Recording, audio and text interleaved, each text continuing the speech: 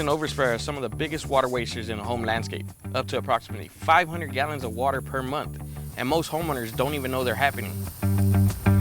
Hi, I'm Jason Lucas, Water Use Efficiency Supervisor at EMWD. Today, I'm going to walk you through a quick, simple sprinkler check to help you save water, protect your plants, and keep runoff off the sidewalk.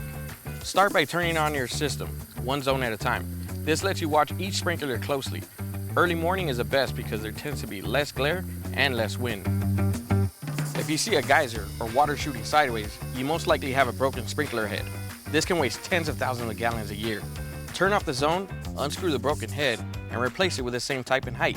Make sure it's straight and level. A bubbling leak at the base of a sprinkler usually means a cracked riser or a loose fitting. Dig around the head, check the riser for cracks, and replace it if needed. Tighten any loose fittings before reinstalling the head. Overspray happens when sprinklers water hard surfaces instead of plants. Not only is it wasteful, but it can also count as water waste under regional rules. Align the nozzle so the spray pattern fits a lawn or garden bed, or consider switching to high efficiency nozzles for more precision. If mist is blowing into the street or over the fence, the water pressure is probably too high. Lower pressure at the controller or install pressure regulating heads. Reducing mist creates larger droplets that land where they're supposed to. Clogs happen when dirt gets into the nozzle.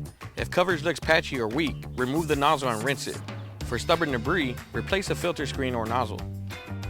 Dry spots don't always mean you need more water. Sometimes it's simply a clogged nozzle or a head that's tilted. Straighten the head so it's perpendicular to the ground, then retest.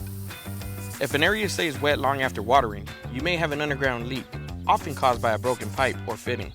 Or you may have a valve that's not closing properly. If you notice this, mark the area for repair. Either talk to your landscaper or research how to repair this equipment online. Finish by walking each zone while it's running and confirm no visible leaks, no overspray, heads are straight, patterns overlap correctly. Thanks for watching and happy gardening. Looking for more help? I'm Kalen Daniel.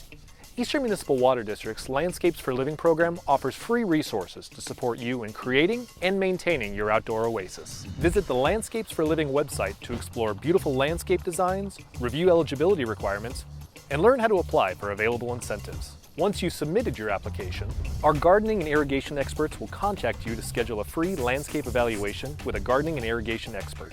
During the evaluation, you'll receive personalized recommendations and guidance on ways to potentially save water and money on landscape upgrades. You may even qualify for a free irrigation timer and installation of high-efficiency sprinkler nozzles.